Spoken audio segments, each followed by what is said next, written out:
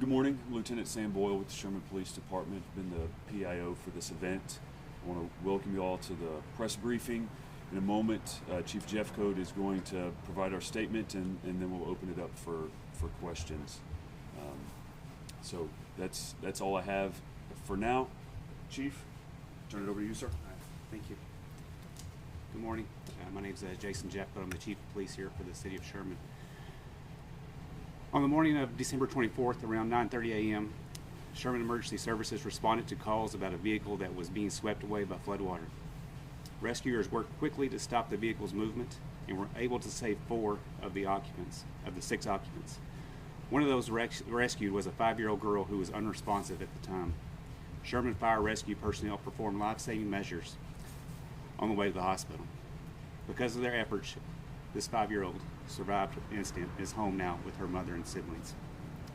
This morning, December 27th, is the 4th consecutive day of search operations to recover the missing 8-year-old girl who was swept away by the floodwaters. At this time, we can identify the missing 8-year-old girl as Clara Robinson. Her father, Will Robinson, tragically died during this accident. Search teams are continuing efforts to search Post Oak Creek near the site where the initial rescue efforts took place. There are also teams searching a 10-mile stretch of Post Oak Creek and Choctaw Creeks.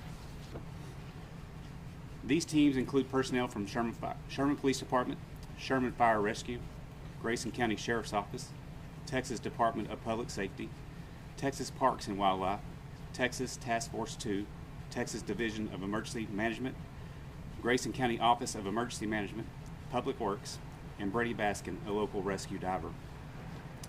Today we are using a variety of assets provided by the participating agencies. These include K-9 teams, dive teams, and drone teams. We have DPS helicopters ready to assist once the skies clear today. And one last piece of notable information we want to share with our community. It has come to our attention that there are, unfortunately, some unaffiliated accounts attempting to solicit donations for the Robinson family. We would encourage our community to please not offer a donation unless you have verified the authenticity of the source first. Our main priority the past 4 days has been and continues to be finding this 8-year-old girl. We ask our community to continue praying for this family during this unfathomable time of grief. At this time, I will answer a few questions. Yes, ma'am. I have a question. So, going into the 4th day of searching, is there anything distinctive from the previous days? Are you guys expanding location or using more resources? Is there anything distinctive from the previous days?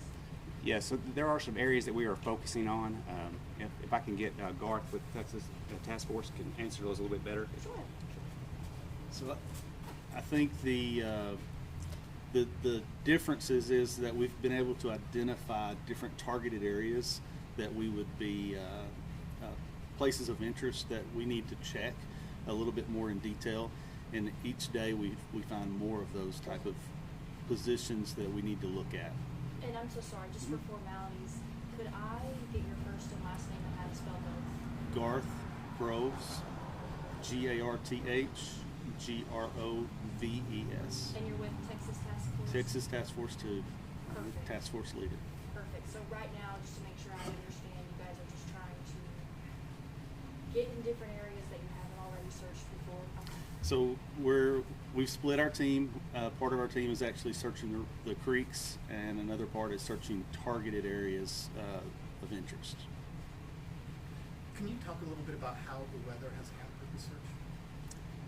Well, the weather is, yesterday was definitely hampered. We had to, for the safety of all the responders, we had to postpone a little bit of the day before we could actually get out.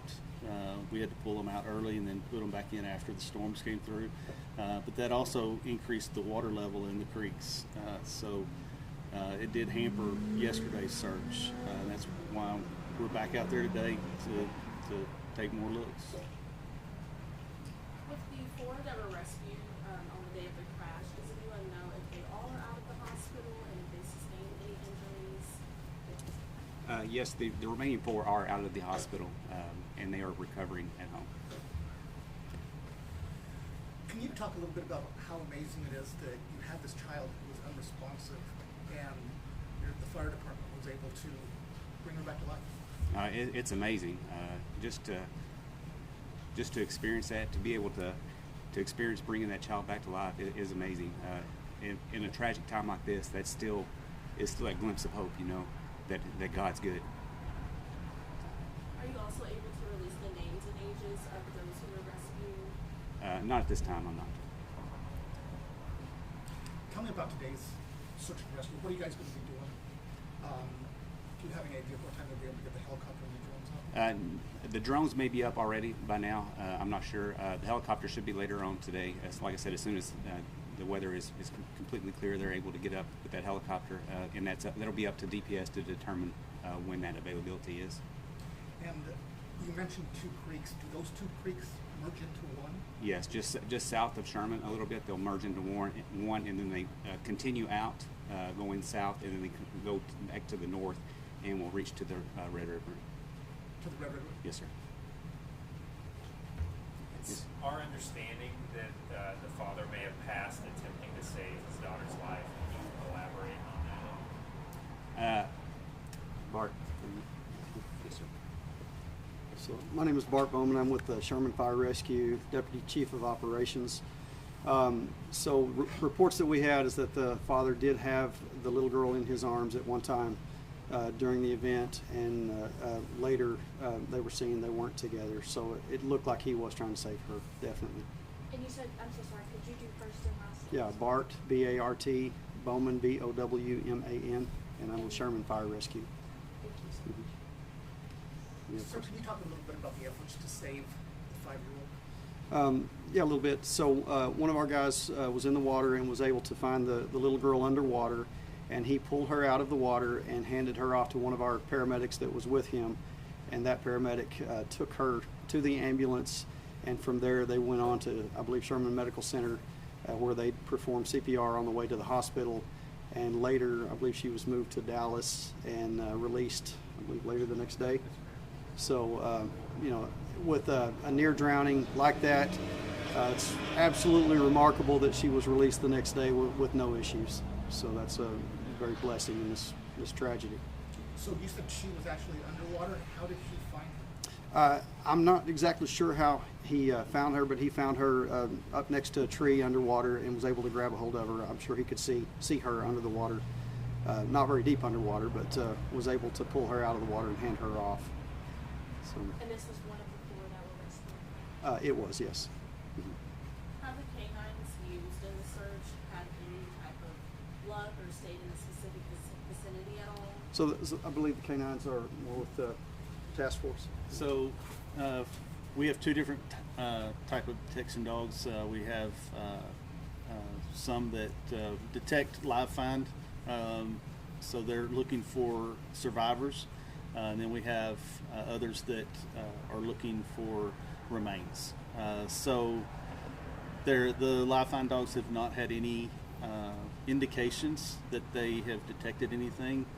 We've had a few indicators from the remains dogs. So, Can you talk a little bit about the conditions in the creek and around the creek? What obstacles you're facing?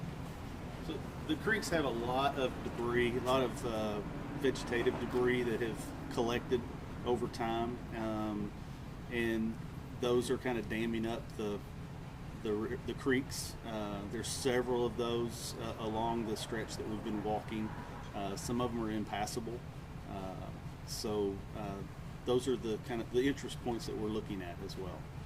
So are those the areas you search with drones and the helicopter? I believe they've done drones over the entire creek, so it didn't necessarily just those. This area has seen a lot of tragic accidents over the years. Has there been any dialogue with TxDOT about possible improvements or things that could be done to increase safety? No, sir, not at this point. Our focus has been finding this little girl. Any further questions? How long is everyone, kind of yesterday speaking with Lieutenant Boyle, he was saying that we're going to look until we find her. Is that still the plan, or is there a kind of schedule there? There's no schedule at this point. We're going to continue looking until we find Clara.